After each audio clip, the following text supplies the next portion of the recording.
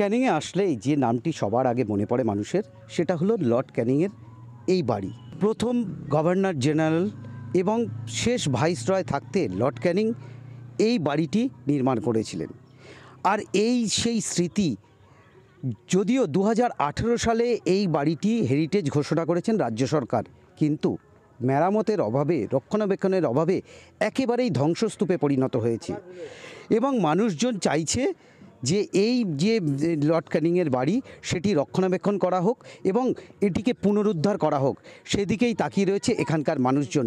ঐতিহাসিক বাড়ি, এটাকে রক্ষণাবেক্ষণ করা খুবই প্রয়োজন। আর এখানে ছোট ছোট বাচ্চা ছেলেরাও খেলাধুলা করে কখনো কখনো। বাড়িটা ভেঙে পড়ার একটা বাইরে থেকে পর্যটকরা এই বাড়ি দেখতে আসে, খুব কম আসে। এটা হলো লর্ড ক্যানিংয়ের বাড়ি। এটা এখন খুবই ভাঙচুর হয়েছে, তাই জন্য এর রক্ষণাবেক্ষণের প্রয়োজন। এটা যেহেতু ক্যানিংয়ের গর্ভ, তাই এর রক্ষণাবেক্ষণ করলে ক্যানিংয়ের এই গর্ভটি চিরকাল টিকে থাকবে। এটি 1856 থেকে 1862 সালে পর্যন্ত প্রথম গভর্নর জেনারেল এবং শেষ ভাইসরয় লর্ড ক্যানিংয়ের বাড়ি। যদিও বিধায়ক তিনি প্রতিশ্রুতি দিয়েছেন এই বাড়িটি রাজ্য সরকারের পক্ষ থেকে আবার নতুন করে মেরামত করা হবে। যেহেতু এটা একটা হেরিটেজ, আমরা মুখ্যমন্ত্রীকে, আমি বিধায়ক হওয়ার সাথে সাথেই আমি চিঠি করেছিলাম যে এটাকে একটা হেরিটেজ ঘোষণা করা হোক, এবং সেটা হেরিটেজ ঘোষণা করেছেন মুখ্যমন্ত্রী।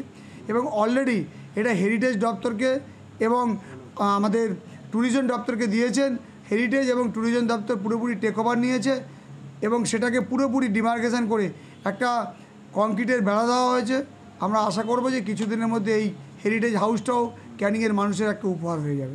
এখন দেখার আদৌ এই বাড়িটি ইতিহাস বহন করে নিয়ে যেতে পারে কিনা এবং এই বাড়িটি রক্ষণাবেক্ষণ হয় কিনা।